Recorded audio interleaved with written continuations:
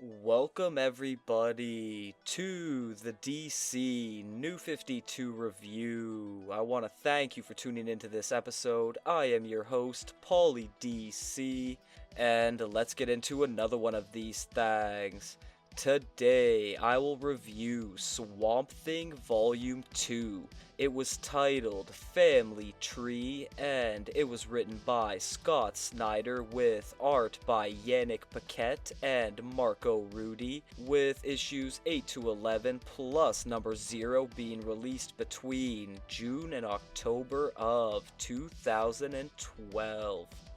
In this event, the Swamp Thing status was given to Dr. Alec Holland, who has held the power to control the green or all plant matter on Earth for many years in the past, and after some major revelations learned from the mysterious Parliament of Trees about his role in the ultimate war for all living things, he hooked up with former girlfriend Abigail Arcane to travel cross-country from Louisiana to face the evil entity known as the Black or the Rot, which has spawned new vile agents known as Sethi and William Arcane. Yeah, Abby has some serious conflicts of interest going on. Issue number 8 opens on us seeing the putrid rot spread across the United States from Idaho to California, and for the most part it's all freaky undead creatures, but one poor farmer gets hit with a sandstorm which is weather related and not alive.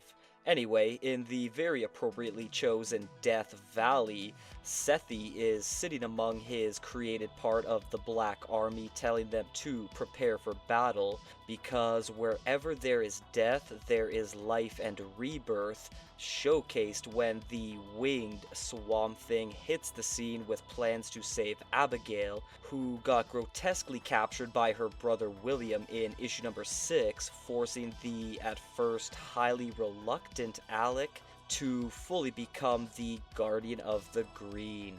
Sethi next rallies his rotten troops as the imposing Swamp Thing arrives with a simple warning to surrender, but that gets quickly denied in egotistical manner by this opening villain, allowing Swampy to prove he's quite unlike the previous avatars of his role, going on to eliminate many of the foes in front of him, and this fight scene presented in multiple double-page spreads is so uniquely jarring and literally gutsy. There's buffalo monsters, zombie bird creatures, one even has the head of a fox, then we have droves of deadite looking humans all trying but failing to stop Swamp Thing. The real problem for him, though, comes when he is reunited with lover Abigail, only now she's been transformed by the rot into a very nasty creature, equipped with the body of a xenomorph alien and the head of an anglerfish, which has Swampy quite stunned to see, so his first reaction is trying to get through to her with words, only to be viciously clawed. Damn. Issue number 9 continues right from the previous, as Monster Abby still has Swamp Thing skewered on her claws and is now looking to eat him, while Sethi's minions cheer in joy as Swampy's pretty plant wings are ripped off. Also, I'm a bit confused with our hero bleeding here. I thought he was totally free of flesh now. Whatever. In the next scene, Alec uses the classic cliche of using the power of love and friendship to reach through to Abigail's human side, plus he had a little backup plan as well that Sethi seems to become aware of when Miss Arcane begins to revert back to normal with help from tiny orchid seeds that Holland snuck into a can of peaches that he gave to her in issue number 5, which would be easy to do considering some orchid seeds are smaller than a grain of sand. Highly fascinating considering some other plant seeds from the palm family can be bigger than your fist. Moving along, Sethi is rather vexed that he lost Abby, so he unleashes some heavy power, exclaiming he's also god of the storm, beside being a rot agent, which explains all the sandstorms we've seen, and that is exactly what is used against Swamp Thing, causing some serious damage, until Abigail rises up looking quite pissed herself, garnering an attack from Sethi's zombies who get destroyed with hardly any inconvenience. And because she has serious ties to the Rot herself, the power she controls appears to be better than Sethi's, allowing her to destroy him outright, which also brings back Abby's little brother William Arcane into the story, since he was a main villain in Volume 1, with him freaking out at the sight of his fellow comrade of the Black being defeated. The weird thing though is Swamp Thing and Abigail just leaving the boy behind, no questions asked, even with him still posing a massive threat, but instead they just hug it out before walking away like some kind of Romeo and Juliet. Definitely a poor choice, because William suddenly finds out from the Rot that the recent events were mere setup to bring Alec and Abby together so they can be dealt with by the extremely deadly Rot Lord Anton Arcane, who rises from the swamp on the last page. Issue number 10 begins with Anton continuing to return from whatever deceased state he was in, and he immediately goes on to whisper ghoulish things into Abigail's ear due to being her and William's uncle, and all she can do is try to ignore it while tending to the injured Swamp Thing, prepping him for a trip back to Louisiana. Anton debuted in Swamp Thing number 2, January 1973 by Len Wein and Bernie Wrightson. Anyway, he gets into a bit of story time next, reminiscing about how his niece has always been a beacon of rotten death, with her having unintentionally killed her mother when a baby, opening the door for Uncle Anton to take her on as his own. Abby now, though, continues her trip through the desert, but the undead never seems far behind, and it appears she's coming closer to Anton, with him saying when he fully returns, it will involve final goodbyes. Later that night, Abigail arrives at her old southern manor out on the swamp, and by this time Swamp Thing looks terribly weak, so he's brought over to a nice, lush area. Side note, the artwork in this edition by Francesco Francavilla was fitting and on point. A big reveal comes on the following page as the enigmatic Parliament of Trees survived the issue number 7 flame attack on them, which was thought to have eliminated the group. However, when Alec fully committed to the green in the same issue, he reached deep down into it, allowing the POTs another chance at life.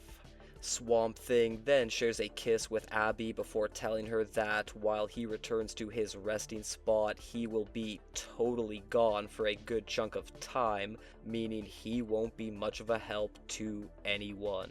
You should probably start worrying about yourself too, because minutes after the swamp sleeping commences, Anton shows up to kill Alec, then quickly goes after Abigail, sicking his minions called Odd Men on her, before giving us a complete look at him, and he's not wearing clothes here. Meaning, actually, I'm not gonna go there. Issue number 11 picks up right from issue number 10 as Anton and the Unmen wildly go after Abigail, who isn't happy to see her uncle at all, producing a shotgun to his head, but because she hesitates to listen to his words for some reason, Abby gets grabbed, then restrained, allowing Mr. Arcane to knock her unconscious after hinting she is a very feared agent of the Rot. Things then cut to the heart of the green, where human Alec is meeting with the reborn Parliament of Trees, now looking like little swamplings opposed to their Volume 1 creepy tree look, But anyhow, they tell Holland that they saved him from being killed by Anton in the last edition, and that he's currently in possession of Abigail now, meaning it is time for Swamp Thing to wake up early. Meanwhile, Abby has been brought to a rotten marsh area as she awakens and tries to fight back, until getting bit by the freaky mouth things that Anton has on his palms, similar to the eyes on Pale Man from Pan's Labyrinth. Swamp Thing suddenly appears next though, ready to fight, but first he has to take on the unmen monsters. That worm type one was a great inclusion here, but after all of them are quickly torn apart, the big climax fight begins between Anton and Swampy, with the winner seeming to go either way at first until Alec is able to start dismembering his foe, then attempts disembowelment. Except every injury he drops on Arcane, a disgusting mouth grows from it. Well, that's rather gross and different.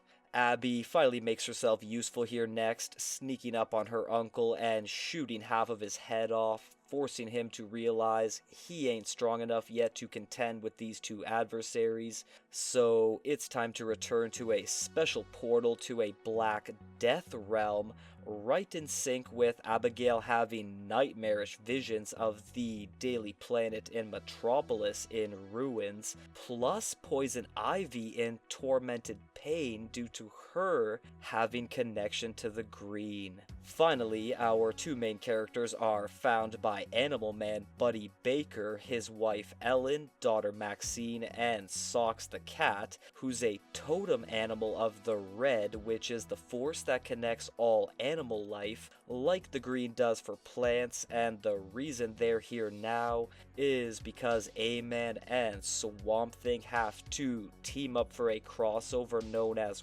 Rot World that already got hinted to at the end of Animal Man Volume 1. Issue number 0 got included in this book, and it kicks off with a young girl trying to survive her way through the frozen Canadian wilderness during the year 1897 in search of that era's Swamp Thing, who's hiding out in a cottage like the witch from Hansel and Gretel. The reason is because the current winter going on seems unrelenting and never-ending, forcing the white-haired child to seek out Swamp Thing to help replenish nature, but it's all a ruse so that this Swampy would let his guard down in order for the girl to reveal she's actually Anton Arcane, and proceeds to munch down on this warrior of the green like a nice fruit salad. Things then cut to 6 years ago in the New 52 with a human Alec Holland still in his brilliant botanist days, right before his big accident that sort of / not sort of turned him into this age's Swamp Thing, which was heavily explained in Volume 1. Anywho, Alec is giving a toast with his colleagues after cultivating a new plant.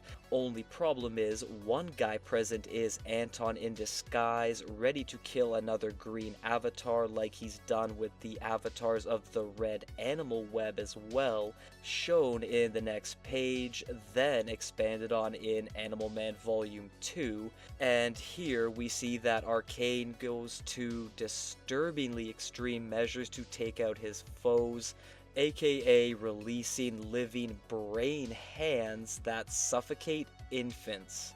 Yikes times about a million. Moving along to 6 years back again, Anton is still posing as Holland's associate Dr. Ross, who seeks out the home of our main character situated on a Louisiana bayou, and the first order of business is to find his current wife Linda so he can murder then body snatch her due to a fight being put up with her damaging his appearance.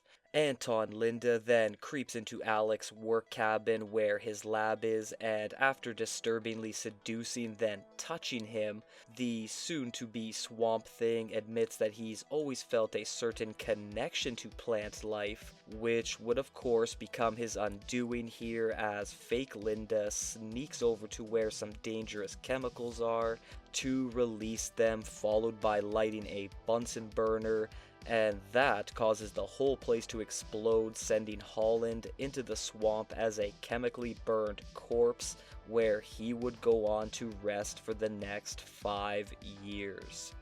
That's a tough break for the Parliament of Trees, as they appear in their original forms here, listening to Arcane goad them, so they decide to put much effort into saving Alec Holland's body in hopes to restore him one day as the Swamp Thing. Alright.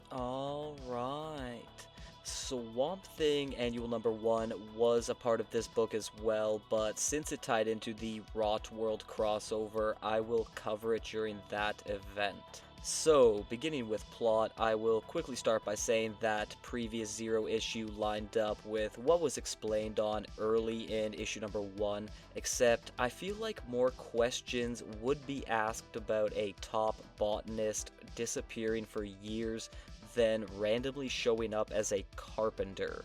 Regardless, this volume was all action opposed to the more setup and re-establishment of those involved in Volume 1, with us getting to see just how talented Alec is as the Swamp Thing while also witnessing the extreme reach that the Rot has.